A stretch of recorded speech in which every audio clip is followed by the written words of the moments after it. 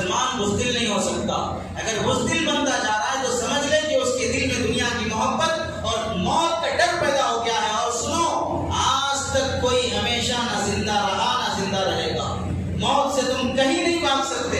Anima تکونوا یدرککم الموت. تم کہیں بھی جا کے گھس جاؤ، موت تمہیں آنی طے ہے.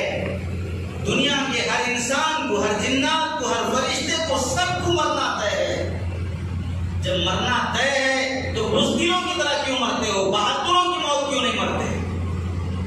جب مسلمانوں کی غیرت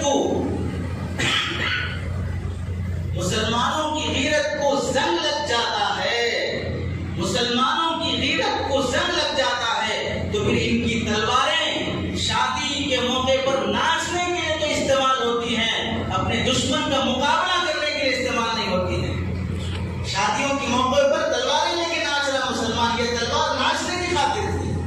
یہ تلوار تم اپنے شادی بیاہ کے موقع پر چھکوں کی طرح اپنی بزدلی دکھانے کی خاطر تھی. یہ تلواریں تو تمہاری بیویوں کی حفاظت کی خاطر، اپنی جان کی حفاظت کی خاطر تھی، تمہاری ڈیفنس کی خاطر تھی کہ تم اپنی جان کی حفاظت کرتے.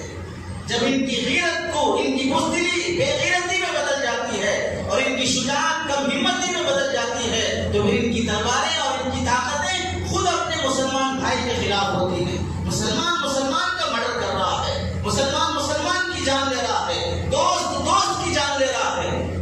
قتل کرنا، مرڈر کرنا، پیسے کی خاطر، انا کی خاطر، اپنی بے غیرتی میں آ کر کسی کو بھی نہیں دیکھ رہا، رشتہ دار کو قتل کرتے جا رہا ہے.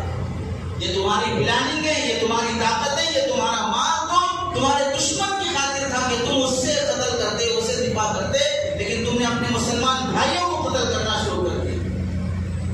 مسلکوں کا اختلاف تو دور کی بات ہے، مسلک کی وجہ سے قتل کم ہوتے ہیں، تمہارے ذاتیات کی وجہ سے قتل زیادہ ہوتے ہیں. کون سا دیوبندی، کون سے بریلوی کو ختم کیا ہے؟ کون سا اہل حدیث، کون سے قادیانی کو قتل کیا ہے؟ مسلک کی وجہ سے جھگڑے زیادہ نہیں ہوتے ہیں، تمہاری ذاتیات کی وجہ سے جھگڑے زیادہ ہوتے ہیں. تمہارے زمین کا جھگڑا، تمہارے پیسے کا جھگڑا، تمہارے پارٹنرشپ کا جھگڑا، تمہارے وراثت کا جھگڑا، ان جھگڑوں کی وجہ سے مسلمان متحد نہیں ہو پا رہا ہے اور بدنام مسلک کو کر رہا ہے، اور بدنام مولویوں کو کر رہا ہے کہ یہ مولوی اتنے مسلکوں میں بٹے ہیں، اتنے فرقوں میں بٹے ہیں. یہ فرقوں میں بٹے ہوئے لوگ کون کس کے خلاف کیس کر رہا ہے؟ تمہارے زمین کے کیس عدالتوں میں زیادہ چل رہے ہیں یا مسلکوں کے کیس زیادہ چل رہے ہیں؟ تمہارے اپنے پراپرٹیوں کے کیس زیادہ عدالتوں میں چل رہے ہیں یا مسلکوں کے کیس زیادہ چل رہے ہیں؟ اپنی مطلب پرستی کا، اپنی ذاتیات کا، اپنی دنیا پرستی کے مسلک زیادہ ہے اور بدنام کر رہے ہیں دین اور شریعت. اور بدنام کیا جا رہا ہے علماء کو. تو اللہ کے نبی صلی اللہ علیہ وسلم نے فرمایا حب دنیا کی محبت اور موت کا ڈر جب تمہارے دلوں میں پیدا ہو جائے گا تو سمجھ لو تمہارے اوپر دشمن ایسے ٹوٹ پڑے گا جیسے بھوکا کھانے پہ ٹوٹ پڑتا ہے. اس واسطے مسلمانوں اپنی جان کی حفاظت کرنا تم پہ فرض ہے. تم بزدل قوم نہیں ہو. ایک محمد بن قاسم ہندوستان کو فتح کرنے چلا تھا، ایک اکیلا ٹیپو سلطان انگریزوں سے مقابلہ کرنے چلا تھا، ایک محمد بن قاسم، ایک صلاح الدین ایوبی پوری فلسطین کو فتح کرنے چلا تھا. اللہ نے اس کے ہاتھ میں کامیابی عطا فرمائی اور بیت المقدس اس کے قدموں میں دیا.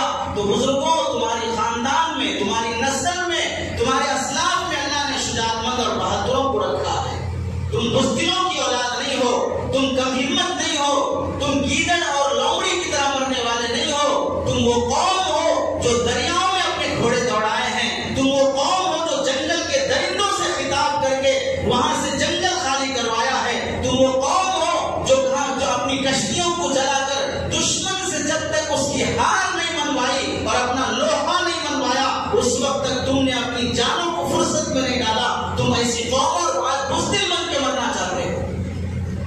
جب ملک کا قانون تمہیں اپنی دفاع کی اجازت دیتا ہے اور شریعت تمہیں فرض کہتی ہے، مسلک حنفی میں، مسلک مالکی میں، مسلک شافعی میں، سب مسلکوں میں یہ حکم ہے کہ مسلمان اپنی جان کی حفاظت کرنا فرض ہے. اگر کوئی اسے مارنے کے لیے آیا تو اسے مرنا یا مارنا بہرحال خاموشی سے مرے گا تو وہ گنہگار ہو کے مرے گا. اسے ہرگز اس بات کی اجازت نہیں ہے. جب جان بچانے کی خاطر خنزیر تک کھانے کی اجازت ہے تو پھر تمہیں جان بچانے کی خاطر تم کسی ظالم پر ہاتھ کیوں نہیں اٹھا سکتے؟ کسی پر حملہ کرنے کی اجازت نہیں ہے، امن خراب کرنے کی اجازت نہیں ہے، کسی کافر پر بھی بغیر کسی قصور کے اسے چھیڑ چھاڑ کرنے کی اجازت نہیں ہے۔ حکم تو یہ ہے کہ کافروں کے ساتھ بھی اچھے سلوک سے پیش آؤ، برادران وطن کے ساتھ، ہر مذہب